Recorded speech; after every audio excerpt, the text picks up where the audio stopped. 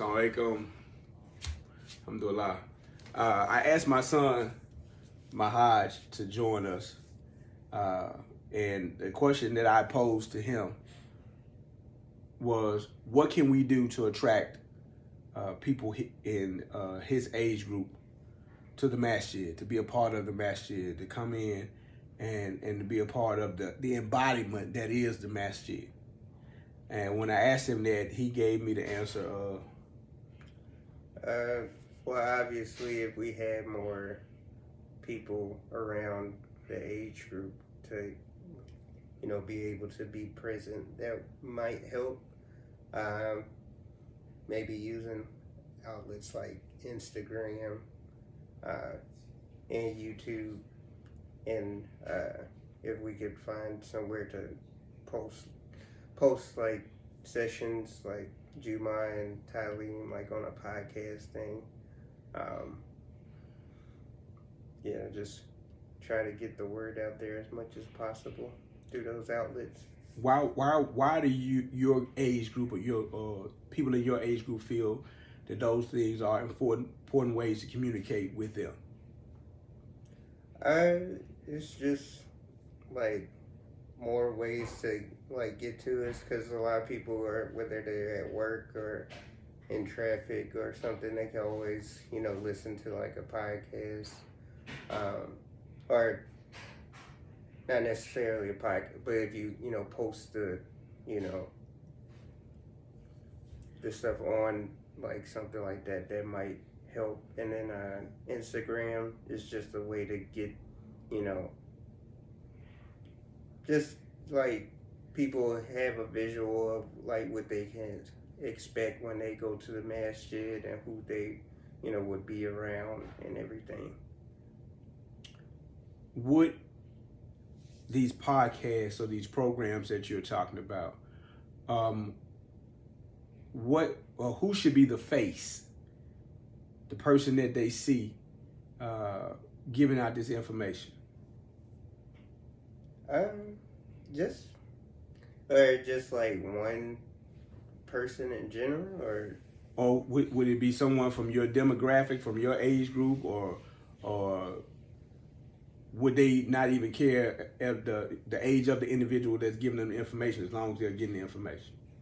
I would say just like maybe include everybody's face, or as many faces as possible, because if you see the young people there, I think that's a good thing, but you also need to show like the older people too, to make sure they feel like they could get as much information as possible from like those the older generation with their knowledge and everything.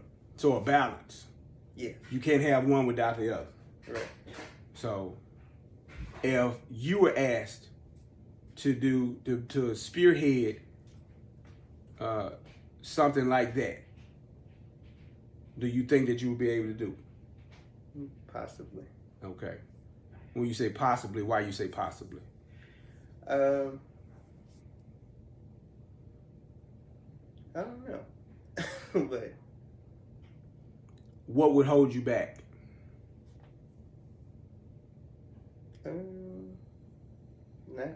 Nothing I could think of. Okay. Would you prefer for you just as a young person to do it, or have that balance with that older person there with you? Probably balance. The balance. Okay. Why do you feel that if Mahaj was going to do a podcast for the community here in Memphis, Tennessee, why do you feel that balance is important? It's like I said earlier, like you can get the information from the like older generation, and then at the same time, get the opinions and the thoughts of like us and this generation and things. What are some of the topics you think should be, presented if you were going to do something like that, a podcast? I wouldn't really know. mean, you're a young man, you're Muslim. What are some of the things that you've heard from your contemporaries or your peers that they may have doubts about, or they may need more information on, or? Well, that's the thing. It's not like a lot of my peers here, so I wouldn't really know what to. But just you yourself, what some of the things that for you that you would need, or that you feel that you need?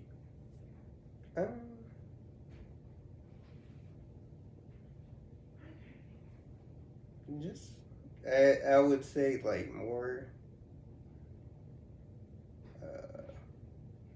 I want to say more teaching, like, because obviously it would be like teaching.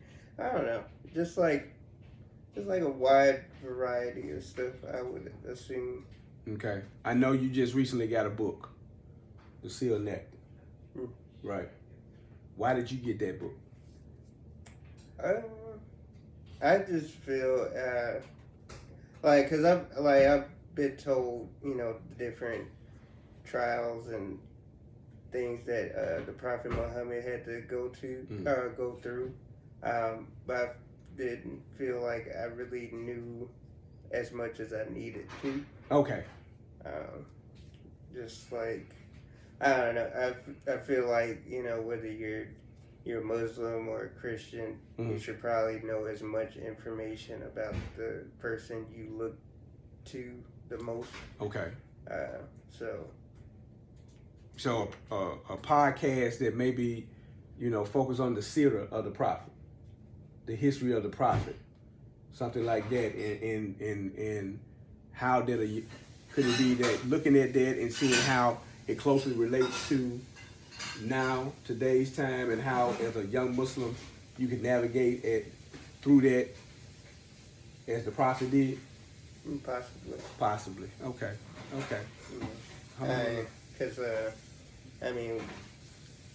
as far as like a lot of people when they do like convert and everything, they have a lot of I would say similarities with the prophet. So like as far as like losing people and just things like that.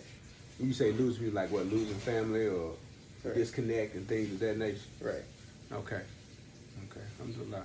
Well, Mahaj, thank you very much for that little tidbit of information that you gave us. I appreciate everything, and inshallah, hopefully we can take some of that and apply it, not just here, but throughout the country, and ask other young people, what is it that we need to do in order to bring you all closer to the religion, or closer into the community?